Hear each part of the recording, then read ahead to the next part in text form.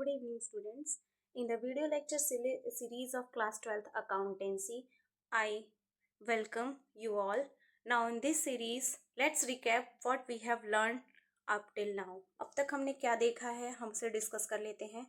Class 12th की accountancy की video series में हमने पार्ट ए स्टार्ट किया था. पार्ट ए में दो पोर्शंस हैं, अकाउंटिंग फॉर पार्टनरशिप फॉर्म और accounting for companies. Accounting for partnership form में हमने फर्स्ट चैप्टर को टेकअप किया था, that is partnership fundamentals. Partnership fundamentals में हमने थ्योरी पोर्शन को कवर कर लिया, meaning, feature, right, liabilities of partner, partnership deed, provisions in the absence of partnership deed. यहाँ पे अभी कुछ टॉपिक्स जो है वो डिस्कस करने बाकी हैं. पीएल अप्रोप्रिएशन अकाउंट और पीएल में डिफरेंस, पार्टनरशिप और एलएलपी लिमिटेड लायबिलिटी पार्टनरशिप में डिफरेंसेस, ये सारी चीज़ें हम बाद में डिस्कस करेंगे. नेक्स्ट रिकॉर्डिंग ऑफ पार्ट, फिर टॉपिक्स हमें कौन कौन से कवर करने थे वो सब यहाँ पे मैंने मेंशन कर दिए हैं. ये थ्योरी ऑफ पार्टनरशिप ये हम देख चुके हैं, theory of partnership. Next theory of partnership में ये सारे पॉइंट्स हम कवर कर चुके हैं. नेक्स्ट आगे बढ़ते हैं. Partnership deed, components of partnership deed, ये सारी बातें भी हम कर चुके हैं. Provisions in the absence of partnership deed, ये 8 प्रोविजंस हैं, ये आपको फिंगर टिप पे लर्न होने चाहिए. 2-3 बार मैंने वीडियोस में आप लोगों के साथ डिस्कस कर लिए हैं, आप लोगों को लर्न कराने की कोशिश की है. आगे आप लोग इसको रिपीटेडली बोलते रहिए, चीज़ें लर्न हो जाएंगी. फिर हमने एक क्वेश्चन किया था इसी टॉपिक पे based, provisions in the absence of partnership deed में. ये हमने एक क्वेश्चन क्लास में डिस्कस किया था और ये एक क्वेश्चन, ये वाला क्वेश्चन मैंने आप लोगों को होमवर्क दिया था. ये क्वेश्चन आपको स्क्रीन पे विजिबल हो रहा है, ये क्वेश्चन होमवर्क था. नेक्स्ट आते हैं. फिर पीएल अप्रोप्रिएशन में ट्रांजैक्शन को कैसे रिकॉर्ड करते हैं, कौन कौन से ट्रांजैक्शंस को रिकॉर्ड करते हैं, पीएल अप्रोप्रिएशन का नेचर क्या होता है, ये बातें हमने की थी. यहाँ पे पीएल अप्रोप्रिएशन अकाउंट कैसे बनता है, इस पे बेस्ड भी हमने एक क्वेश्चन डिस्कस किया था. आपकी बुक का ये प्रैक्टिकल क्वेश्चन है, ये क्वेश्चन मैंने आप लोगों को कराया था और फिर आप लोगों को एक क्वेश्चन मैंने होमवर्क दिया था. नेक्स्ट फिर हम लोगों ने journal entries, PL appropriation account के एलिमेंट से रिलेटेड, आइटम से रिलेटेड जर्नल एंट्री सीखी थी, कैसे जर्नल एंट्री पास होती है. नेक्स्ट आता है, फिर हमने प्रीवियस क्लास में, इससे पहले की क्लास में हमने लास्ट क्लास में इन calculation of interest on capital को सीखा था. ये है इलस्ट्रेशन और इसमें इंटरेस्ट ऑन कैपिटल का कैलकुलेशन कैसे होता है ये मैंने आपको बताया था. अब जो हमारा आज का टॉपिक है वो है इंटरेस्ट ऑन ड्राइंग. तो आज हम लोग टेकअप करेंगे टॉपिक इंटरेस्ट ऑन ड्राइंग और देखेंगे कि कैसे इंटरेस्ट ऑन ड्राइंग की कैलकुलेशन होती है.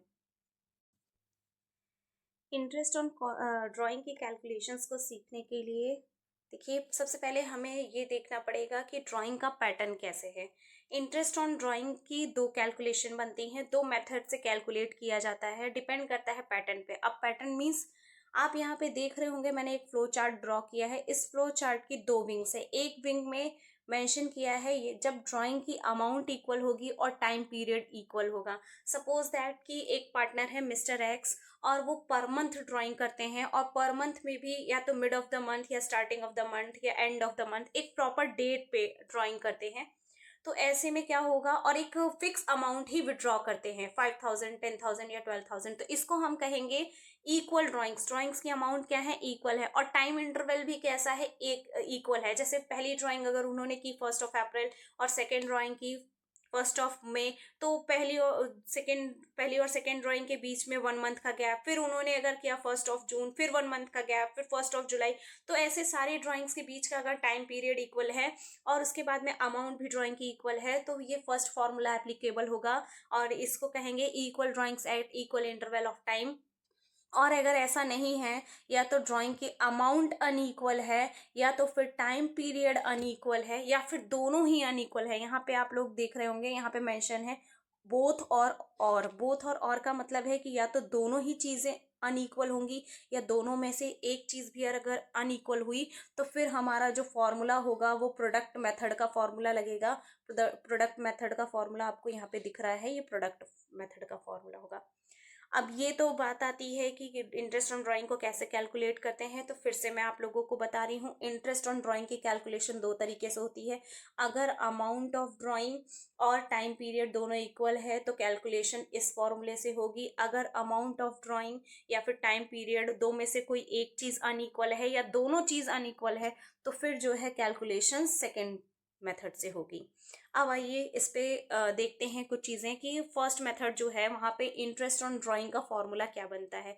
जब ड्राइंग का pattern equal interval of drawing, equal amount of drawing at equal interval of time है, तो फॉर्मूला बनता है total drawing multiplied by rate multiplied by average period divided by 100 divided by 12। अब ये क्या चीज़ें हैं, कैसे ये डिराइव हुआ है, इसके डेरिवेशन आपको सीखने की ज़रूरत है नहीं, बट अगर फिर भी आप इंसिस्ट करेंगे तो फिर मैं इसके डेरिवेशन भी आपको बता दूंगी कि कैसे आया है ये। ठीक है, अब आते हैं यहाँ पे एक बात आई है एवरेज पीरियड। एवरेज पीरियड क्या होता है, तो एवरेज पीरियड को कैसे कैलकुलेट करते हैं, पहली ड्राइंग जो हुई है उसके बाद जो टाइम इंटरवल बचता है और फिर लास्ट ड्राइंग जो हुई है उसके बाद जो टाइम इंटरवल बचता है, दोनों का समेशन करके 2 से डिवाइड कर देंगे तो एवरेज टाइम पीरियड आ जाता है, एवरेज पीरियड आ जाता है। आते हैं सेकेंड मेथड पे।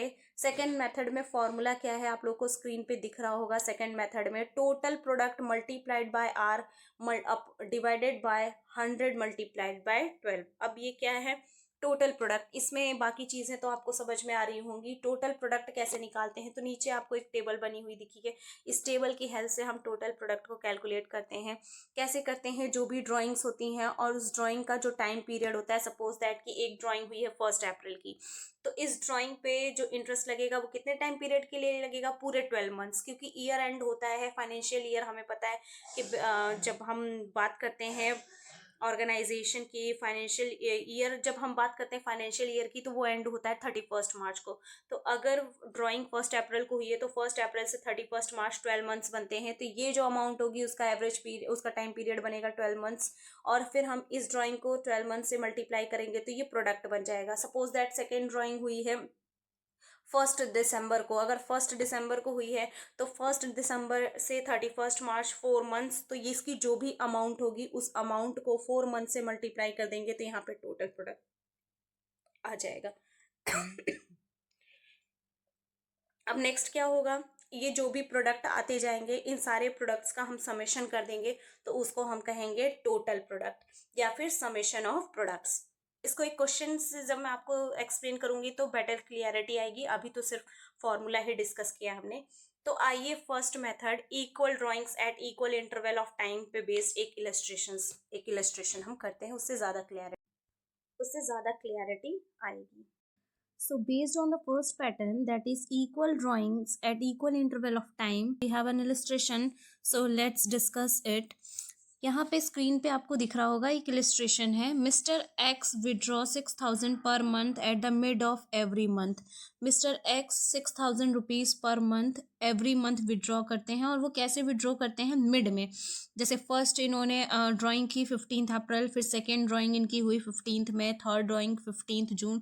तो ऐसे करके हर ड्राइंग्स, जैसे 15 मई, 15 जून, फिर उसके बाद में 15 पहली ड्राइंग 15 अप्रैल। तो आप देख रहे होंगे 15 अप्रैल से 15 मई के बीच में 1 मंथ का गैप, फिर 15 मई से 15 जून के बीच में अगेन 1 मंथ का gap.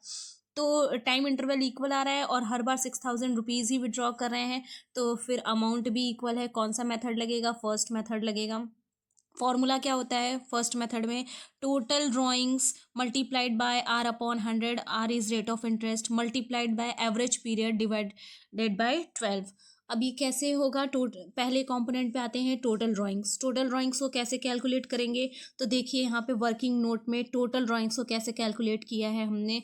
Mister x 6,000 rupees per month withdraw करते हैं। अगर ये 6,000 रुपीज़ पर मंथ विड्रॉ करते हैं तो पूरे साल में ड्यूरिंग एन अकाउंटिंग ईयर इनकी कितनी बार ड्राइंग होगी, अप्रैल, मई, जून, जुलाई, अगस्त, सितंबर, अक्टूबर, नवंबर, दिसंबर, जनवरी, फरवरी, मार्च।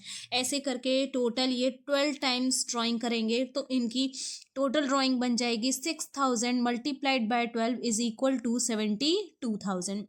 तो टोटल ड्राइंग्स यहाँ से निकल के आ गई 72,000।